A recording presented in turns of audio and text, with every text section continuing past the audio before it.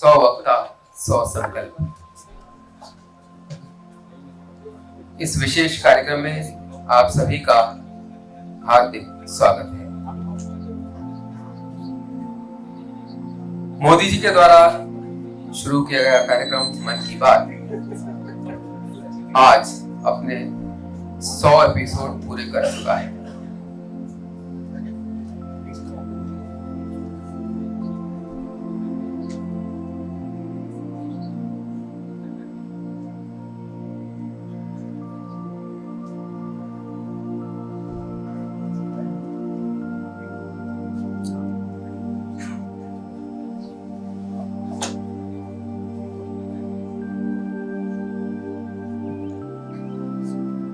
मन की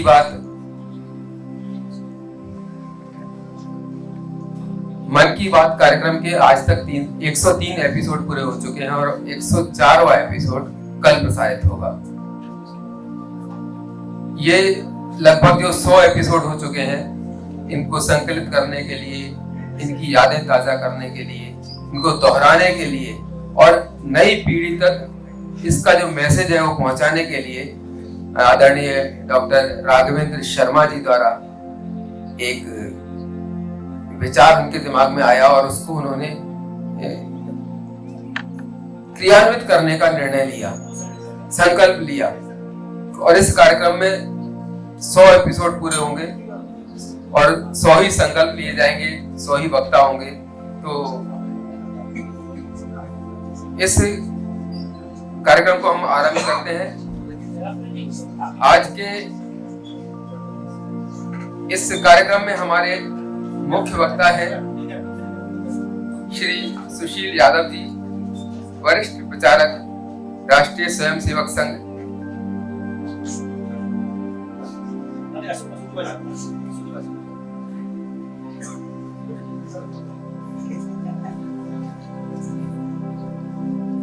तो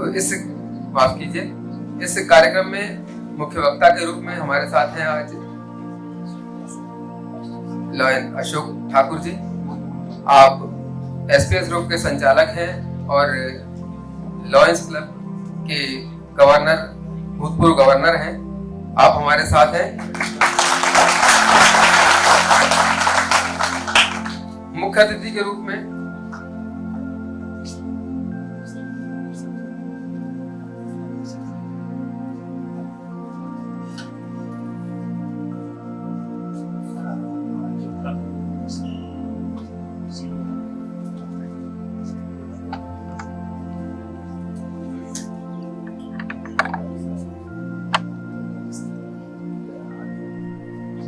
के मुख्य अतिथि हैं प्रोफेसर विजय अग्रवाल जी। आप वाइस चांसलर हैं आरकेडीएम।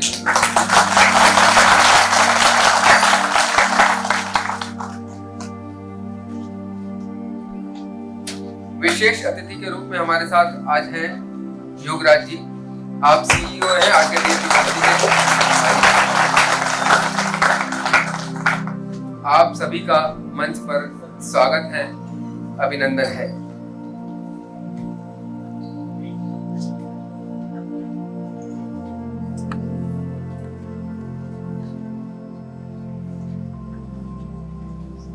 अतिथियों के स्वागत के लिए मैं बुलाना चाहूंगा बादल कुमावत, देवेश पवार और आकाश मौर्य को। आप आए और बैच लगाकर अतिथियों का स्वागत करें।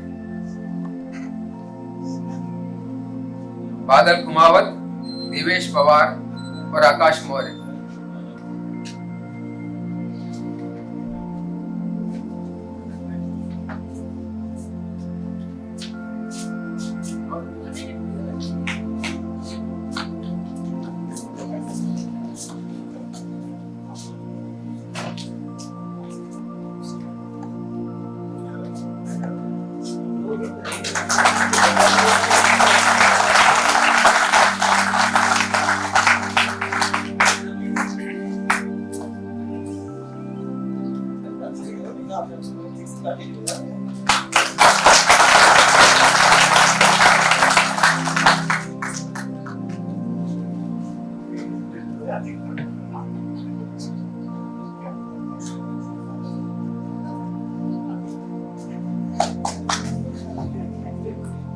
धन्यवाद।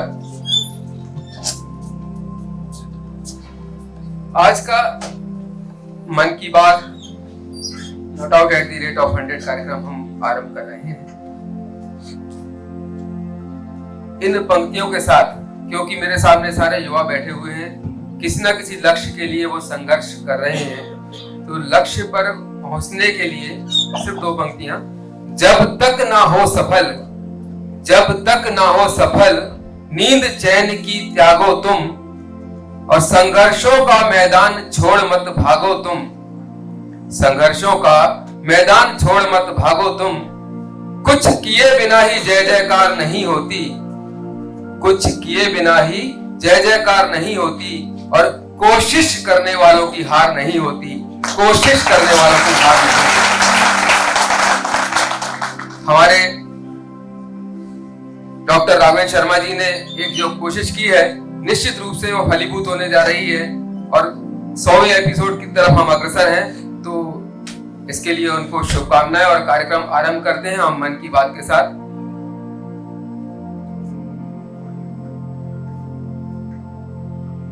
75% पहला डोज लगाने का काम पूरा कर दिया है। उत्तराखंड सरकार भी इसके लिए अभिनंदन की अधिकारी है, क्योंकि बहुत दुर्गम क्षेत्र है, कठिन क्षेत्र है। ऐसे ही हिमाचल ने भी ऐसी कठिनाइयों में 100% डोज का काम कर लिया। मुझे बताया गया है कि पूनम जी ने अपने क्षेत्र के लोगों के वैक्सीनेशन के लिए दिन रात मेहनत की। पूनम जी नमस्ते। सर प्रणाम। पूनम जी अपने बारे में बताइए जरा देश के श्रोताओं को। सर मैं पूनम नौटियाल हूँ। सर मैं उत्तराखंड के बागेश्वर डिस्ट्रिक्ट में जामी कोराली सेंटर में कार्यरत हूँ। सर मैं एक इनाम हूँ। पूनम जी मेरा सौभाग्य है, मुझे बागेश्वर आने का अवसर मिला था।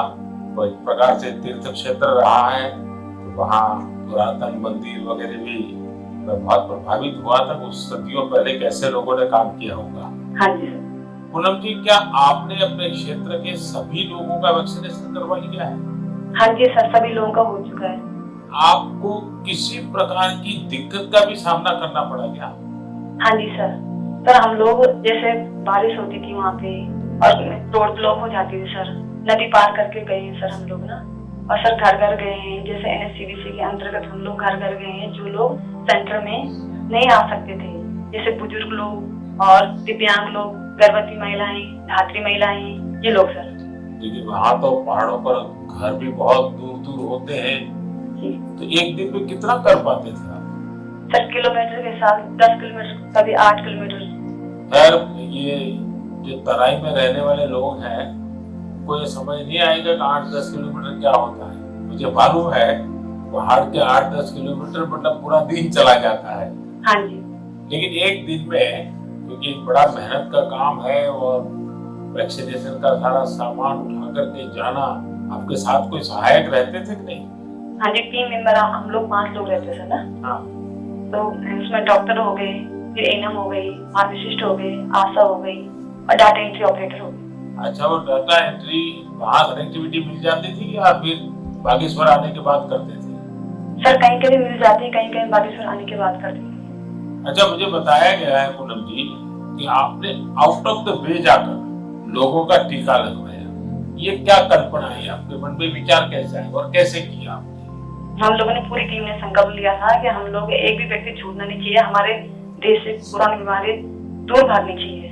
प्लेनेट आशा ने मिलकर प्रत्येक व्यक्ति के हम लोगों ने गाँव वाइज ड्यू लिस्ट बनाई। फिर उसके साथ जो लोग सेंटर में आए उनको सेंटर में लगाया। फिर हम लोग घर गए हैं सर। उसके बाद जो लोग छूटे हुए थे, जो लोग नहीं आ पाते सेंटर में। अच्छा, लोगों को समझाना पड़ता था? हाँ जी समझाया। हाँ जी। लोगों का उत्साह है अभी भी वैक्सीन लेने का? हाँ जी सर। हाँ जी, अब तो सर लोग समझ गए हैं। फर्स्ट में बहुत दिक्कत हुई हम लोगों को समझाना पड़ता था कि ये जो वैक्सीन है सुरक्षित है और असरदार है। हम लोग भी लगा चुके हैं, तो हम लोग तो ठीक है, आपके सामने हैं और हमारे स्टाफ ने सबने लगा लिया है, तो हम लोग ठीक हैं। कहीं पर वैक्सीन लगने के बाद किसी की शिकायत आई बाद में? नहीं सर, ऐसा नहीं हुआ। कुछ नहीं हुआ जी। सबको संतोष था? हाँ जी। ठीक हो गया? हाँ जी। चलिए, आपने बहुत बड़ा काम किया है और मैं जानता हूँ ये पूरा क्षेत्र कितना कठिन है। और पैदल चलना, पहाड़ों में एक पहाड़ पे जाओ, फिर नीचे उतरो, फिर दूसरे पहाड़ पे जाओ, घर भी दूर दूर, उसके बावजूद भी आपने इतना बढ़िया काम किया है। धन्यवाद सर, मेरे सौभाग्य सर आपसे बात हुई मेरी। आप जैसे लाखों हेल्थ वर्कर्स ने उनके परिश्रम की वजह से भारत 100 करोड़ वैक्सीन डोज का पड़ाव पार कर सका है। आज मैं सिर्फ आपका ही आभार व्यक्त नहीं कर रहा, बल्कि हर उस भारतवासी का आभार व्यक्त कर रहा हूँ जिसने सबको वैक्सीन मुफ्त वैक्सीन अभियान को इतनी ऊंचाई दी, कामयाबी दी। आपको, आपके परिवार को मेरी बहुत बहुत शुभकामनाएं। मन की बात में मोदी जी निश्चित रूप से समाज के हर वर्ग को छूते हैं, उसकी भावनाओं को समझते हैं। गरीब से गरीब तबका हो, उसको ऊर्जा प्रदान करते हैं, और यही मन की बात की खूबसूरती है। इस कार्यक्रम में अब हम बुलाना चाहते हैं हमारे इस कार्यक्रम के प्रमुख वक्ता श्री अशोक ठाकुर जी को। आप आए और अपना उद्बोधन दें।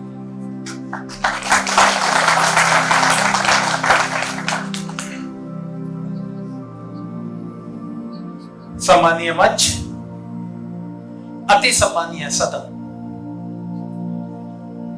है समय की धारा, है समय की धारा जिसमें सब बह जाया करते हैं, बट होते हैं कुछ लोग जो इतिहास बनाया करते हैं, होते हैं कुछ लोग जो इतिहास बनाया करते हैं। मोदी जी की बात करें, उनके मन की बात, आपने देखा एक एएनएम से जिसके पास डिग्री है स्वास्थ्य विभाग की, उससे किस तरह से उन्होंने अपने मन की बात करी, और यहां तक उनसे पूछा कि आप जब एक दिन में अगर 10 किलोमीटर चल रही हैं तो कैसे पॉसिबल हो रहा। मतलब एक शीर्ष नेतृत्व। अगर हम, चूंकि हमारे यहां प्रधानमंत्री प्रणाली है, तो हमारे देश का जो शीर्ष नेतृत्व है वो एएनएम स्टाफ, जो हॉस्पिटल का वार्ड बॉय से ऊपर का स्टाफ है। 1 साल का कोर्स है एएनएम का, और 1 साल का कोर्स करने के बाद हम एएनएम बनते हैं, और एएनएम के बाद फिर आता है जीएनएम, और जीएनएम के बाद आता है फिर बीएससी, बीएससी के बाद आता है एमएससी। ये इन कोर्सों की कहानी है। एक उत्तरांचल में अगर हमारे प्रधानमंत्री अपने मन की बात एक एएनएम से कर सकते हैं, तो आप सोचिए साथियों, उनके मन में कितने तरह के विचार चल रहे होते होंगे। इन 24 घंटे में वो कितने लोगों के बारे में सोचते होंगे। चूंकि वैक्सीन की बात कर रहे थे, वो कोविड की बात कर रहे थे, कोविड के वैक्सीन की बात कर रहे थे। मुझे अच्छी तरह याद है वो दौर, चूंकि मैं शिवपुरी से हूं, एमपी में ही शिवपुरी आप सभी जानते होंगे, वहां से हूं। और कोविड के दौर में जिला चिकित्सालय में जाकर के मैंने भी ड्यूटी दी। भारी विरोध के बावजूद घर में, जहां घर से निकलना बेन था, लेकिन वहां जाकर के हमने एक 12 लोगों की, 14 लोगों की, 15 लोगों की एक टीम बना रखी थी, और उस टीम का काम था 1.5 से 2 घंटे वहां पर हमको रहना है। और हमने क्या किया था, चूंकि वहां पर उस समय कलेक्टर थे अक्षय कुमार जी, और सुपरिटेंडेंट ऑफ पुलिस थे राजेश चंदेल जी।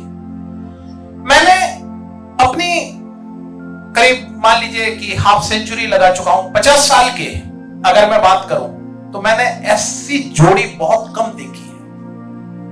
और उस जोड़ी का लाभ शिवपुरी वासियों को बहुत ज्यादा मिला, क्योंकि उनकी डायरेक्ट जो अप्रोच थी, उन दोनों ही हमारे अधिकारियों की जो अप्रोच थी, वो पब्लिक तक थी डायरेक्ट, और हर इश्यू पर उन्हें पब्लिक से चर्चा करनी होती थी। आप बिलीव नहीं करेंगे, मतलब महीने में 3 या 4 मीटिंग्स हमारी उनसे हो जाया करती थी, और स्पेशली कोविड के टाइम तो सुबह, दोपहर, शाम, कब बात हो रही है, कब मीटिंग हो रही है, ऑनलाइन मीटिंग हो रही है, ऑफलाइन मीटिंग हो रही है। और उस 2 घंटे में हम क्या करते थे, वो चूंकि आपसे मैं शेयर कर रहा हूं क्योंकि मेरे एपिसोड में कोविड आया है।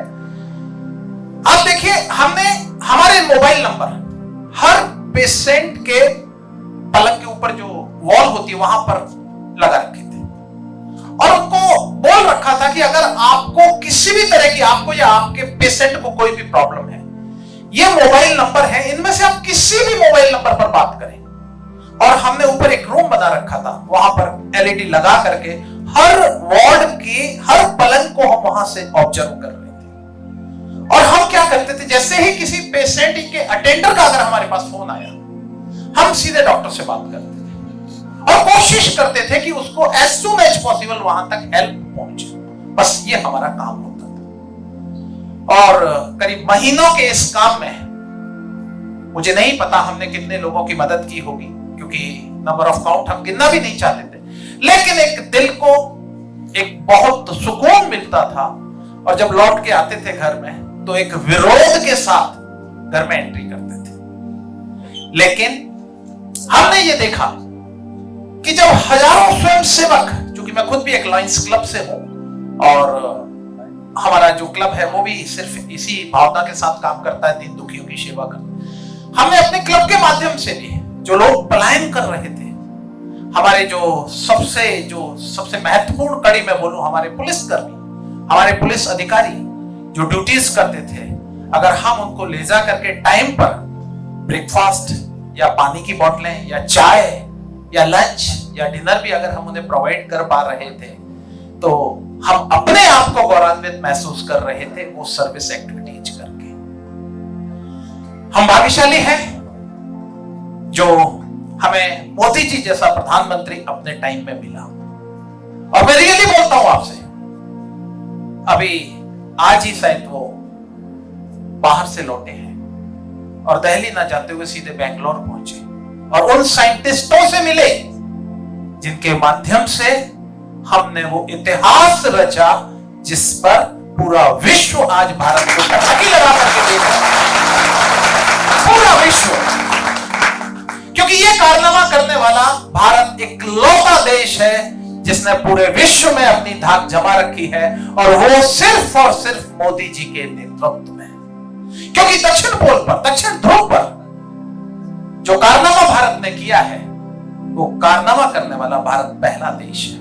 ठीक है, इससे पहले चंद्रयान सफल करने वाले, हमने पिछला बार भी सफल हुआ, हमारा चंद्रयान हुआ था, लेकिन मैं करीब 90% तक हम वहां सफल पहुंचे थे। लेकिन वो किन्हीं कारणों से हम 100% उसमें सफल नहीं हो पाए, बट इस बार हम 100% उसमें सफल हुए।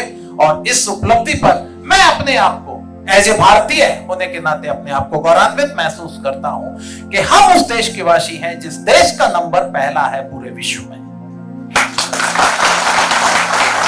साथियों, एक बात और आपसे कहूंगा, अक्सर हम देखते हैं, चूंकि मैं एजुकेशन फील्ड से हूं और बच्चों से जब भी बात करता हूं, ठीक है आप स्वास्थ्य विभाग के हैं, बट मैं जिन बच्चों से भी बात करता हूं, कॉलेज में जब भी बात करता हूं, स्कूल में या कॉलेज में, मैं बच्चों से एक ही बात कहता हूं, अगर हमने अपना टारगेट फिक्स नहीं किया तो आप ये मान लेना कि हम इस भीड़ भरी दुनिया में भटक जाएंगे। इसलिए सबसे पहले अपने लक्ष्य को निर्धारित करिए कि हमें करना क्या है, और फिर उस लक्ष्य पर अटैक करने की पूरी तैयारी करिए। एक बार अगर हम सफल नहीं हो रहे हैं साथियों, आप सभी से हम्बल रिक्वेस्ट के साथ बोल रहा हूं, निराश ना होना। यह सोच लेना कि कहीं ना कहीं हमारे अंदर या हमारे द्वारा किए गए प्रयासों में कोई कमी रह गई है जिस कारण हम सफल नहीं हुए। अगर हम सफल नहीं हो रहे तो इसका मतलब यह नहीं है कि हम जिंदगी में दोबारा कभी सफल नहीं हो सकते। इसलिए कभी भी मैं उन बच्चों को भी बोलता हूं जो बहुत जल्दी अपने आप को प्राउड में ले जाते हैं, उनको भी यही कहता हूं कि सफलता के लिए कभी गुमान ना करना, सफलता के लिए कभी गुमान ना करना और असफलता के लिए कभी गम ना करना, क्योंकि ये आप और हम सब जानते हैं कि सेकंड लगते हैं आगे वाले को सबसे पीछे पहुंचने में। अगर आपने परेड देखी हो तो अबाउट टर्न बोलते ही सबसे आगे जो खड़ा है साथियों, सेकंडों में वो सबसे पीछे हो जाता है और सबसे पीछे वाला सबसे आगे हो जाता है। इसलिए अपने आप को कभी भी निराशा के भावमंडल में भटकने मत देना, क्योंकि कहते हैं सफलता एक दिन नहीं मिलेगी, सफलता एक दिन नहीं मिलेगी, लेकिन एक दिन जरूर मिलेगी। शायद इसीलिए कहा गया है बारिश में भीगा हुआ आदमी सिर्फ लिबास बदल सकता है, लेकिन पसीने में नहाया हुआ आदमी ही इतिहास बदल सकता है। पसीने में नहाया हुआ आदमी ही इतिहास बदल सकता है। मेरा आप सभी से इस मंच के माध्यम से अनुरोध है, नई पीढ़ी आपकी तरफ टकटकी लगा के देख रही है, आने वाला भविष्य है आप।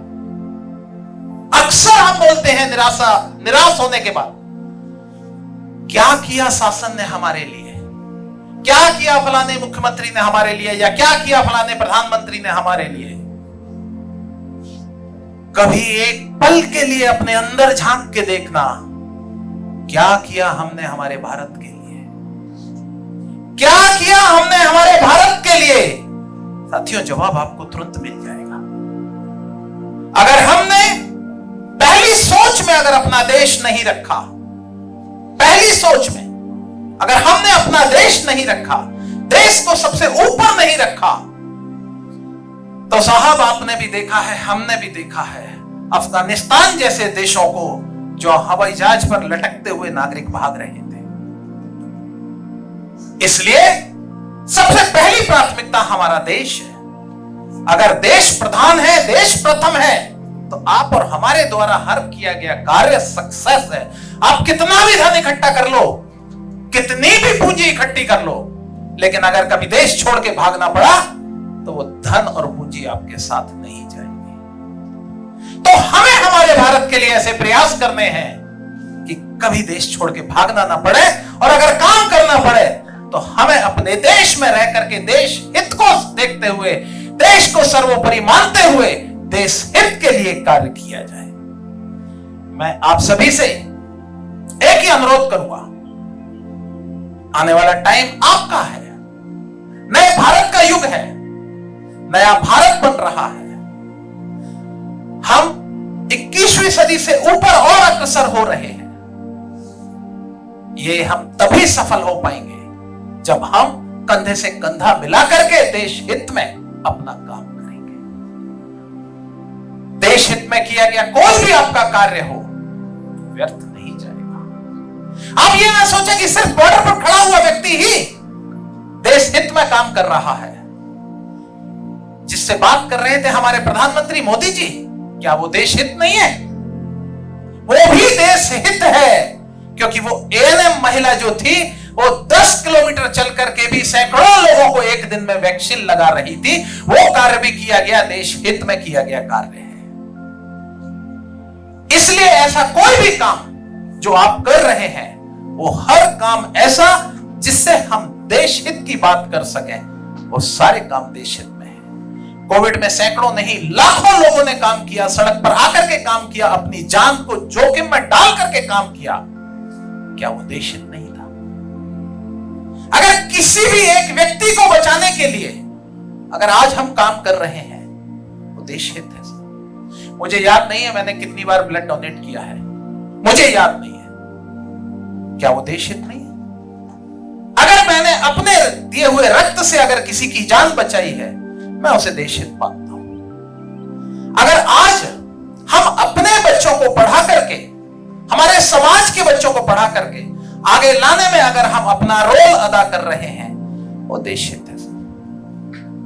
मेरा आप सभी से यहां पर इस मंच के माध्यम से, चूंकि हम उस देश के वासी हैं जिस देश में मोदी रहते हैं, जिस देश के लीडर मोदी हैं साहब, इसलिए ऐसा नेतृत्व तो हमारे सामने है। अब देखिए साहब, जब आउट ऑफ कंट्रीज हमारा नेता होता है, किसी देशवासी की, बाहर के लोगों की इतनी हिम्मत नहीं है कि ऊंची आवाज में बात कर सके। आज जो सम्मान हमारे नेता को मिलता है साहब, देख करके अपने आप को गौरवान्वित महसूस करते हैं। वो गोरे जिन्होंने सैकड़ों साल राज किया, आज वो नतमस्तक है मोदी जी के सामने। साहब, ये क्या है? ये सिर्फ और सिर्फ हमारे नेता का कमाल है। हमारे नेता की ऐसी पॉलिसी है, हमारे मोदी जी की ऐसी पॉलिसी है, जिनके कारण आज हम और आप जब आउट ऑफ इंडिया जाते हैं, वो दौर गया जब लोग भारतीयों पर हंसते थे। आज जब बाहर आप आउट ऑफ इंडिया जाएंगे तो भारतीयों को देख करके वो खुद भी गौरवान्वित महसूस करते हैं और आपको भी गौरव होगा साहब कि हम बाहर घूम रहे हैं। इस कार्यक्रम के रचयिता डॉक्टर राघवेंद्र शर्मा जी शिवपुरी जिले के सनोरा गांव से हैं।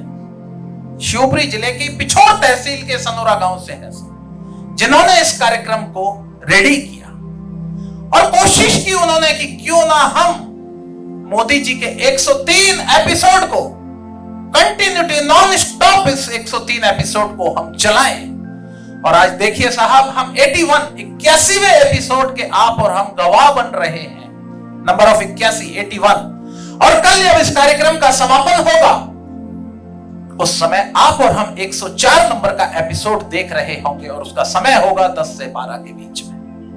मैं इस मंच के माध्यम से आप सभी को आमंत्रित करता हूं, कल 10 से 12 एक बार पुनः आप यहां पर पधार करके, क्योंकि अभी आप जिस हॉल में बैठे हैं इसकी कैपेसिटी भले ही 100 की हो, पर जब कल आप जिस हॉल में बैठेंगे उसकी कैपेसिटी 1500 की है। तो मैं चाहता हूं कि आप और हम कल फिर उस 104वें नंबर के एपिसोड को भी ऐतिहासिक बनाने में अपना महत्वपूर्ण रोल अदा करें। इसलिए आपसे अनुरोध कि कल 10 से 12 2 घंटे का समय फिर रिजर्व रख के मोदी जी के 104वें नंबर के एपिसोड के मन की बात को डायरेक्ट लाइव टेलीकास्ट हम और आप देखेंगे। आप सभी ने इतने पेशेंस के साथ इस भाई को सुना, आपको बहुत बहुत धन्यवाद। Thank you. जय हिंद, जय भारत।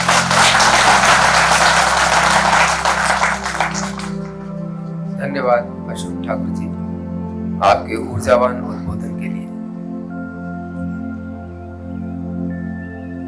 मन की बात not out at the rate 100 कार्यक्रम में अब हम आप सामने बुलाना चाहेंगे प्रोफेसर विजय अग्रवाल जी को।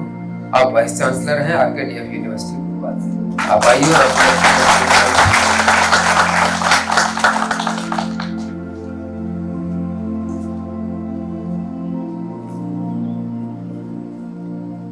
सम्मानित मंच और प्रिय युवा साथियों,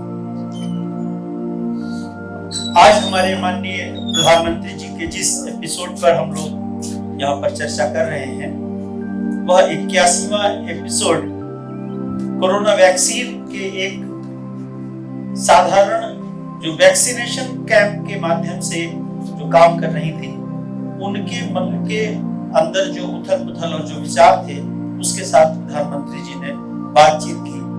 और यह जो बातचीत है यह इस बात को रेखांकित करती है कि शीर्ष पर जो व्यक्ति बैठा है यदि उसका तादाद में सामान्य जन से नहीं होता तो वह कभी महान नहीं होता। मोदी जी के मन की जो बातें हैं वो सामान्य लोगों के मन की बातें हैं और इसीलिए हमें अपील भी करती है। आप तमाम सारे एपिसोड को देखें तो हर एपिसोड में उन्होंने जो प्रश्न उठाए हैं वह सामान्य लोगों के मन में उठने वाले प्रश्न हैं, चाहे वह शिक्षा से संबंधित हो, चाहे वो नदियों से संबंधित हो, चाहे पर्यावरण से संबंधित हो, चाहे रोजगार से संबंधित हो। और ये एक ऐसी महामारी चली थी कोरोना की जिस समय पूरे के पूरे विश्व के लोग किन कर्तव्य विमूढ़ हो गए थे कि हमें करना क्या चाहिए, ये किन कारणों से लोग आया है, वो क्या चीज है, ये बीमारी क्यों फैल रही है, कुछ नहीं पता था। ये वैसा ही था कि जैसे भोपाल में गैस रिसी और लोग उसी तरफ भाग रहे थे जिस तरफ गैस निकल रही थी। तो ये कोरोना की जो वैक्सीन तैयार करने का काम ये हमारे भारतीय वैज्ञानिकों ने किया और ये भी बहुत बड़ी हमारी उपलब्धि है कि इस देश के प्रधानमंत्री ने नेशन के साथ संवाद करते हुए ये कहा था कि मित्रों, भारत वसुधैव कुटुंबकम को मानता है। एक श्लोक है कि अयम निजः परो वेति कर्णा लघु चेतसाम उदार चरिता नान्तु वसुधैव कुटुंबकम। ये हमारा है, ये तुम्हारा है, यह जो विचार करते हैं वो क्षुद्र मानसिकता के लोग होते हैं। लेकिन जिनका मन बहुत बड़ा है, जो जिनका मन बहुत बड़ा है, वो पूरी दुनिया को एक परिवार की भांति समझते हैं। और इसलिए उन्होंने कहा कि जो देश हमसे वैक्सीन की मांग करेगा उसके लिए हमें कोई पैसा नहीं चाहिए। और इस देश ने तमाम दुनिया के बड़े बड़े देशों को भी वैक्सीन फ्री में उपलब्ध कराई। ये हमारी उदारता है। बात और कही, और वो ये कही कि हमारे देश के जो आगे ले जाने का काम है ये हमारे नौजवान साथी करेंगे, जो हमारे युवा, जो आप सब बैठे हैं। और इसके लिए कहा गया है कि हम तो दरिया हैं, हमें अपना हुनर मालूम है, और जिस तरफ भी चल पड़ेंगे रास्ता बन जाएगा। यानी आप जिस तरफ चलेंगे वहां मार्ग तैयार हो जाएगा। जैसे नदी जहां निकलती है चट्टानों को तोड़ते हुए रास्ता बनाती हुई चली जाती है। तो नौजवानों में वो ताकत है, और इस नौजवान के भरोसे देश जो 21वीं सदी में आया है, और आगे जो 5 ट्रिलियन इकोनॉमी की बात मोदी जी करते हैं, वह आप लोगों के कंधों पर देश की बागडोर रखकर वो इस बात की कल्पना करते हैं कि देश की जो इकोनॉमी है वो 5 ट्रिलियन होने वाली है। एक संदेश इस एपिसोड में और छिपा हुआ था, वो सबके सुखी होने की और सबके कल्याण की भावना, जो हमारे वेदों में कहा गया है कि सर्वे भवन्तु सुखिनः, सर्वे सन्तु निरामयाः, सर्वे भद्राणि पश्यन्तु, मा कश्चित् दुःखभाग्। किसी के दिल में कोई तकलीफ नहीं हो, किसी को दुख नहीं हो। पूरा देश अगर, पूरा विश्व अगर हमारा कुटुंब है, तो हम सबके कल्याण की कल्पना करते हैं। और यह जो कल्याण की कल्पना की बात है, और जिसकी तरफ ठाकुर साहब इशारा कर रहे थे कि आज अगर हिंदुस्तान का कोई भी व्यक्ति दुनिया के किसी देश में जाता है तो वह सम्मान की दृष्टि से देखा जाता है। तो यह जो सम्मान की दृष्टि है, यह मोदी जी की उस भावना जो भारतीय हमारी परंपरा है, जो हमारी वेदों की परंपरा है, उससे निकली हुई जो भावनाएं हैं, वो इस बात को रेखांकित करती हैं कि इस देश को जो गौरव प्राप्त हो रहा है, वह प्राचीन गौरव किसी जमाने में जो था वो आज हमको फिर से मिल रहा है। और एक बात और भी बहुत महत्वपूर्ण कही गई, वो हम सब के लिए लागू होती है, और वो ये है कि अगर हमने कोई लक्ष्य निर्धारित नहीं किया, अगर हमने अपनी आंखों में कोई सपने नहीं पाले, तो हम कभी अपने लक्ष्य को हासिल नहीं कर पाएंगे। हम जाना कहां चाहते हैं? हम अगर जाना चाहते हैं दक्षिण की तरफ और हमारे पैर उत्तर की तरफ है, तो हम अपनी मंजिल को कैसे पाएंगे? तो आपको मंजिल भी तय करना पड़ेगा, और रास्ता भी तय करना पड़ेगा, दिशा भी तय करनी पड़ेगी, और आप कैसे कैसे अपने जो प्रोग्राम्स हैं उनको कैसे आप बनाएंगे, एक एक कदम कैसे चलेंगे, यह निर्धारित करेगा कि आप लक्ष्य अपना कैसे प्राप्त करेंगे। और इसके लिए कहा गया है कि मंजिलें उनको मिलती हैं जिनके सपनों में जान होती है, और पंखों से कुछ नहीं होता, हौसलों से उड़ाना। अगर आपके पास बुलंद हौसले हैं तो आप अपनी मंजिल को हासिल करते हैं। एपीजे अब्दुल कलाम से कहा गया, जब इंटरव्यू देने गए वो इसरो में, एनपीएल का इंटरव्यू दिया उन्होंने नेशनल फिजिकल लैब में, और वहां पर भाभा ने उनसे पूछा कि young man can you dream, क्या तुम सपना देख सकते हो? तो उन्होंने कहा कि हाँ श्रीमान, मैं सपना देख सकता हूं। और फिर उन्होंने कहा कि जो हम सोते हुए देखते हैं वो सपना नहीं होता, सपना वो होता है जो हमें सोने नहीं देता और हमें काम करने के लिए प्रेरित करता है। और यह इस बात का प्रमाण है, जिसकी तरफ अभी चंद्रयान 3 की तरफ इशारा किया गया, कि हम लगातार जूझते रहे। हमने 3 साल की कड़ी मेहनत की, और उस असफलता को, जो कि हालांकि असफलता नहीं थी, हम काफी हद तक सफल हो गए थे, लेकिन हमने प्रयास नहीं छोड़ा, हमने अपने संकल्प दोहराए, और आज पूरे विश्व में इकलौता भारत है जिसने चांद के दक्षिणी ध्रुव पर अपनी वाहन को, अपने यान को उतारा, और वहां पर इसरो और भारत सरकार के इम्प्रिंट छोड़ दिए हैं, जो सदियों तक अमर रहेगा। तो मित्रों, आज का जो यह कार्यक्रम है, इस कार्यक्रम से जुड़ी हुई कुछ बातें मैं जो हमारे विश्वविद्यालय में हमने की, उनकी तरफ भी आपका ध्यान आकृष्ट कराना चाहूंगा। कोरोना में हर आदमी ने तरह तरह से काम किए। हमारे विश्वविद्यालय ने जो पुलिस के लोग थे, जिन्होंने इस कोरोना को बढ़ने से रोकने में सबसे ज्यादा महत्वपूर्ण योगदान दिया, उनके लिए काढ़ा तैयार किया, और यह हमारी भारतीय ज्ञान परंपरा का एक सबसे अनुभव उदाहरण।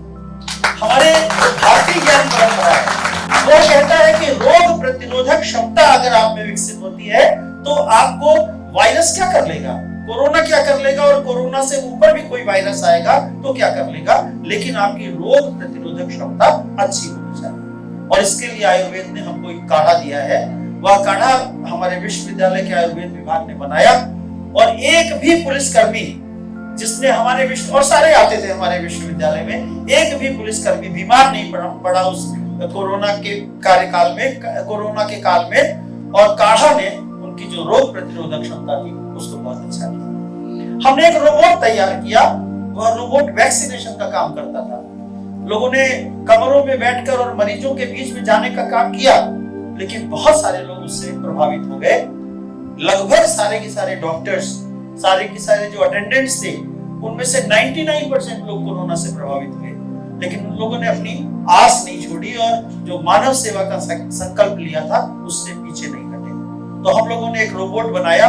उस रोबोट ने 1 लाख लोगों का वैक्सीनेशन किया। 1 लाख लोगों का वैक्सीनेशन किया। यह एक बहुत बड़ी उपलब्धि आरकेडीएम विश्वविद्यालय की, और हमारे विश्वविद्यालय को उसके लिए बहुत सारे प्रशस्ति पत्र प्राप्त हुए। हमारे छात्र जो घर नहीं जा पाए, उन्होंने, जो लोग भोपाल से गुजरते थे, उनके लिए खाने पीने की व्यवस्थाएं की। तो मित्रों, ये जो मानव सेवा का हमारा संकल्प है कि जो यह मनुष्य की देह हमको मिली है, तो वह परोपकार के लिए मिली है। और जो मानव का जो जीवन का लक्ष्य है, अष्टादश पुराणेषु व्यासस्य वचनद्वयम् परोपकारः पुण्याय पापाय परपीडनम्। आपका जन्म मनुष्य के रूप में हुआ है, मानवीय गुणों को बचा कर रखिए, यही आपको एक महान व्यक्ति बनाने में मदद करेगा। बहुत बहुत धन्यवाद।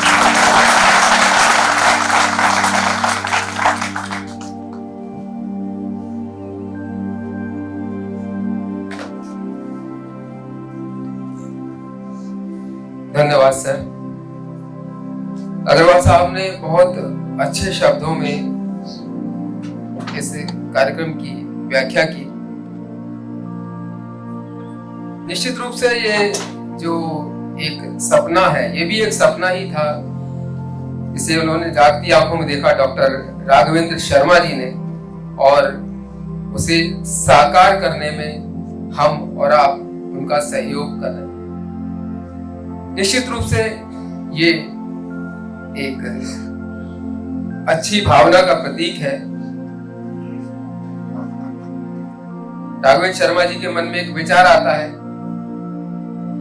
उसका ताना बाना बुनते हैं, वो उसके लिए सारी संरचना तैयार करते हैं, और जैसे कि एक माली एक एक पुष्प को इकट्ठा करके एक माला बनाता है, उसी तरह से उन्होंने 100 एपिसोड्स को संजोकर एक माला का रूप दिया, और उस माला की हम 81वीं कड़ी में चल रहे हैं, 81वां फूल मान ले इसको।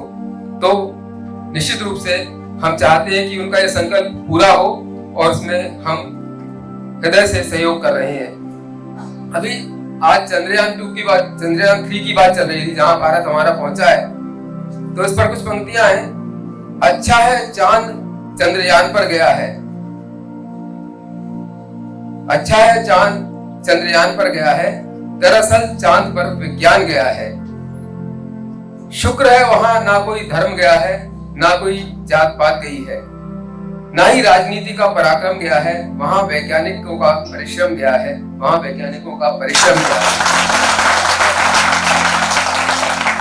वैज्ञानिकों तुम अंतिम विश्वास हो, वैज्ञानिकों तुम अंतिम विश्वास हो, बेशक प्रगति की लाजवाब आस हो, बेशक प्रगति की लाजवाब आस हो, और तुम ही हमारी उम्मीद एक खास हो। वैज्ञानिकों के लिए बहुत अच्छे शब्द दिए गए हैं। वैज्ञानिकों तुम ही अंतिम विश्वास हो, बेशक प्रगति की लाजवाब आस हो, और तुम ही हमारी उम्मीद एक खास हो।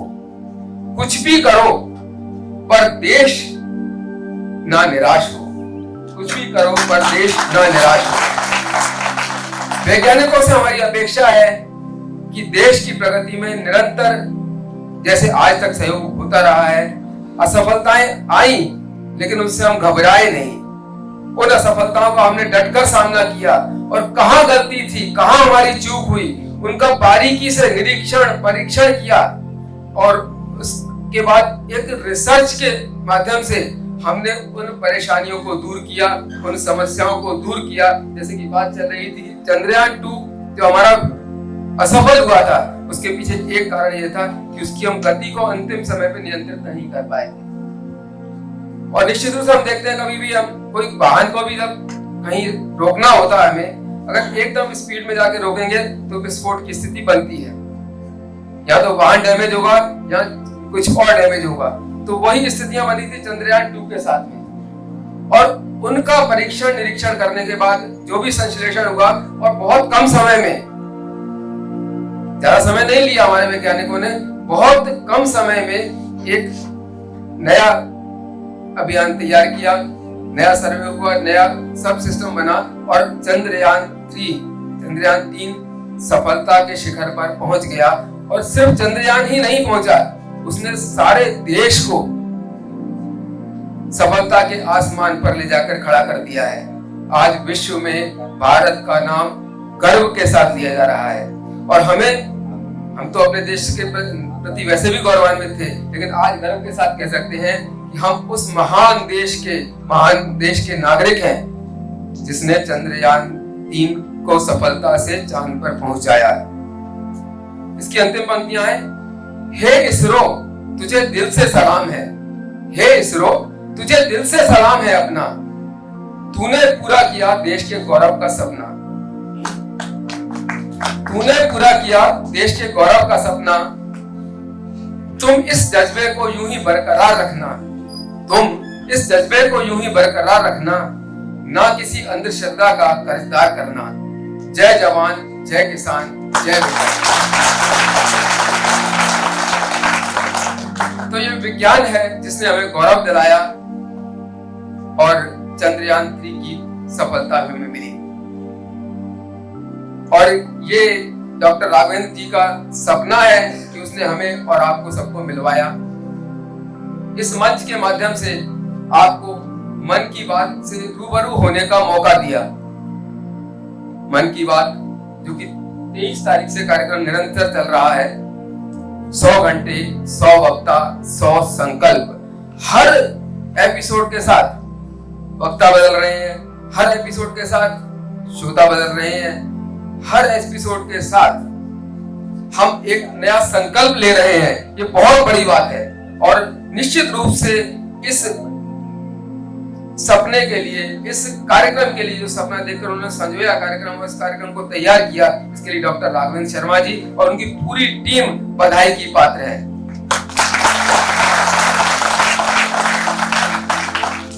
अब चूंकि कार्यक्रम का समय हो रहा है, तो हम अपने वक्ताओं का सम्मान करना चाहेंगे।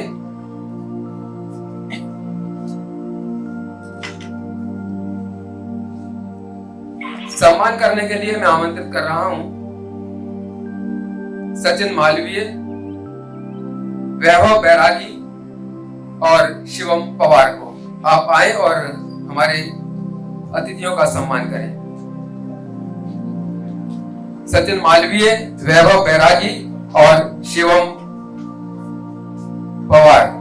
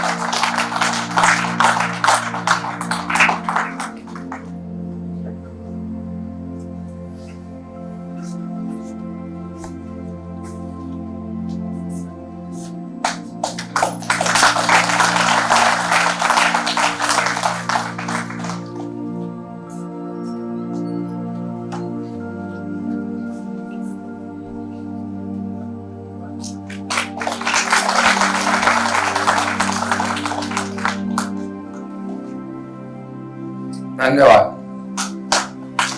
जय हिंद, जय भारत, वंदे वंदे।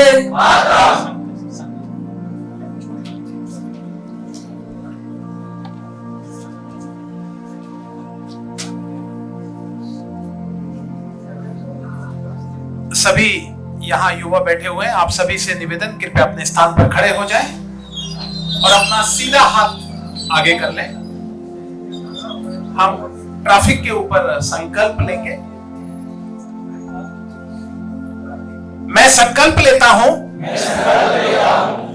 मैं और अपने आसपास के सभी लोगों से प्रयास करूंगा ट्रैफिक के नियमों का पालन करेंगे। मैं संकल्प लेता हूं दोपहिया वाहन चलाते समय हेलमेट का उपयोग करूंगा। चार पहिए का वाहन चलाते समय बेल्ट का उपयोग करूंगा। मैं व्रत लेता हूं ट्रैफिक के नियमों का खुद भी पालन करूंगा और दूसरों को भी पालन कराऊंगा। जय हिंद।